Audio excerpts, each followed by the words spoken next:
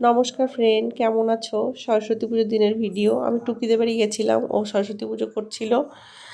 আর ওদের বাড়ি গিয়ে দেখি ও জানলাতে কার সঙ্গে কথা বলছিল। ও ঠাকুর ঘরের থেকেই ও কার সাথে জানলাতে কথা বলছিল। তো আমি ঘরে গিয়ে দেখি ওদের আলপনা দেওয়া হয়নি, বাটিতে খড়িমাটি গোলানো ছিল।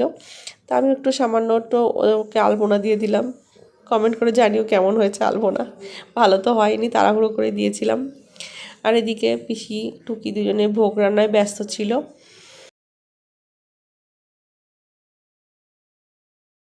পিসি অনেক কিছু বানাচ্ছিল, লুচি, পায়েস, তারপরে হচ্ছে আরও কী কী যেন মুরকি, কী কী যেন বানাচ্ছিল।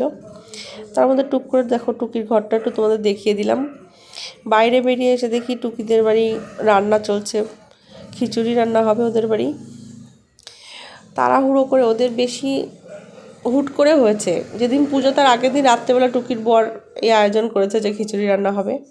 তবে টুকিদের বাড়ির থেকে আমি বাবার বাড়ি চলে আসছি। আমার মাও সামান্য পুজো করছে, বেশি বড় করে না, অল্প ছোট্ট একটা ঠাকুর নিয়ে এসে পুজো করছে। মাও এদিকে লুচি করেছিল, তারপরে সুজি করেছিল।